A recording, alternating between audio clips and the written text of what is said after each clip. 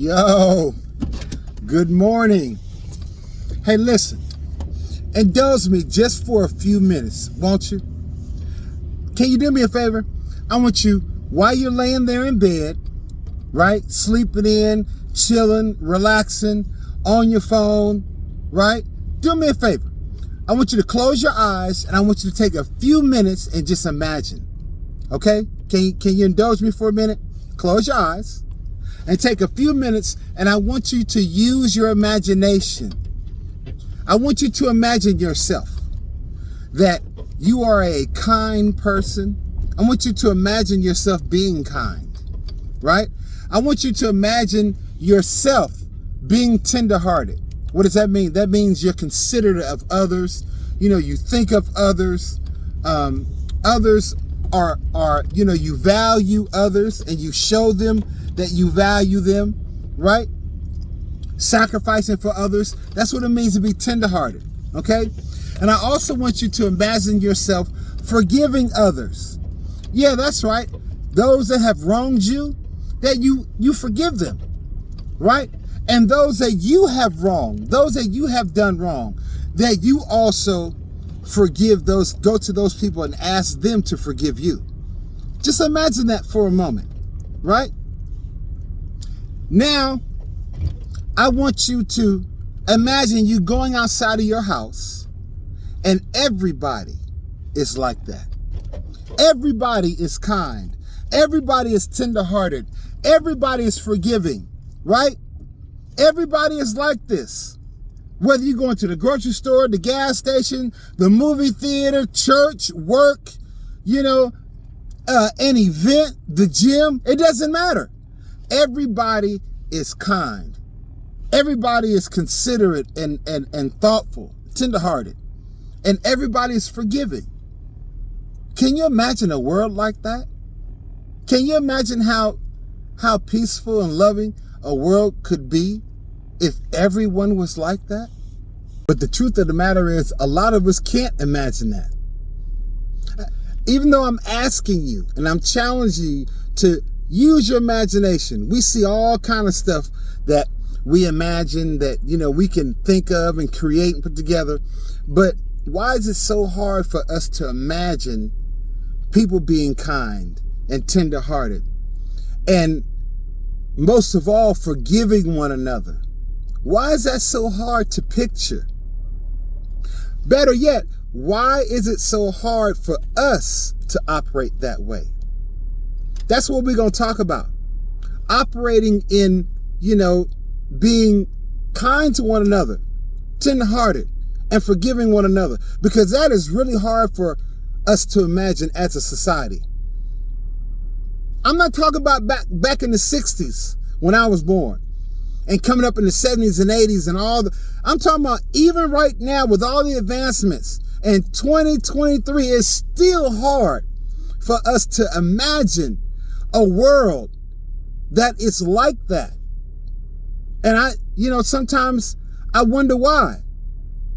Especially if we can affect our own circles, if we worry about our sphere, our house, why is it so hard to imagine a world like that? Today we're going to be talking about Ephesians 4:32, right? We're going to read that scripture and we're going to break that down real quick and talk about it. I'm not going to hold you long today. Just want to bless you with what God has given me, reference that scripture and how we are to be ourselves and to one another. Now let's get into it. I remember growing up, right, watching, I'll give you an example, like watching Good Times. And, they were so together. They had each other's back. You know what I'm saying? They were kind to one another. They forgave one another. You know what I'm saying? They were tenderhearted. They thought about each other. And so imagine seeing that from a young age, right? We all remember Good Times and things like that, right? The Andy Griffin Show, they were always together. They always were kind to each other. They were tenderhearted to each other. They forgave one another, even in the difficult, hard times, right? So if you can see that on television and you see that portrayed on television, right? Imagine if that could actually be portrayed between us as humans, as individuals, black and white. If we were kind to one another. You know what I'm saying? Just kind. Said kind things. We treated each other kindly. Not because I'm trying to impress you or because you got something I want. Just because, man, I just want to be kind to you. What if we were tenderhearted toward one another? You know what I'm saying? If what I mean by tenderhearted is my heart was tender towards you. I wasn't rough with you. I wasn't harsh with you. I wasn't short and sarcastic. I didn't come across as uninterested and you bothering me. I was tenderhearted towards you. You know what I'm saying? I listened to what you had to say. I considered your thoughts and your ideas. You know what I'm saying? I wanted to know more about you because why? I care about you. Just you as a person, your well-being. So I'm tenderhearted towards you. I'll listen to you. I'll take the time out. You dig? I mean, just imagine if we were like that with one another. Men and women, whether black or white or brown or yellow or whatever. Just as people, as human beings, if we forgave one another. I mean, just forgave them. The same way that God forgives us and that we desire God to forgive us and that we at times expect God to forgive us because of who he is. And other times we're pleading and begging and hoping God will forgive us. But we all want forgiveness. Just imagine if we forgave one another like that. Quickly. You know what I'm saying? And even if it took a little time, but yet we forgave. We didn't hold grudges. We didn't keep bitterness in our heart, but we forgave. We released that person for what they did. And if they never even come back and ask for it, but yet we release them anyway because we don't want to harbor or hold anything, so we extend forgiveness unto them. Imagine a world like that. I mean, for real. It doesn't matter if you was old, you know what I'm saying? You old and you wrinkly, or you young and you up and coming, and you know what I'm saying? Whether you have all this wisdom or you have all this zeal. But if we all treated each other, man, with, just with kindness, we just kind to one another and tenderhearted and forgiving one another, even as God, for Christ's sake, forgives me and you. Wouldn't that be a beautiful world? Wouldn't that be a beautiful place? I'm not saying everything would be perfect and it'd be all, peaches and roses, because you're always going to have those that want to disrupt and you're always going to have a select few that want to go against the grain and cause problems and trouble. But I'm saying for the most part, just imagine how your city would be. I'm not even thinking about on a worldly scale. I'm just imagine your city. If everyone in your city was kind to one another, you know what I'm saying? Tenderhearted, thoughtful. And if something happened or something went down, they were forgiving quickly. Just in your city. Now just imagine all the cities in your state. Come on now.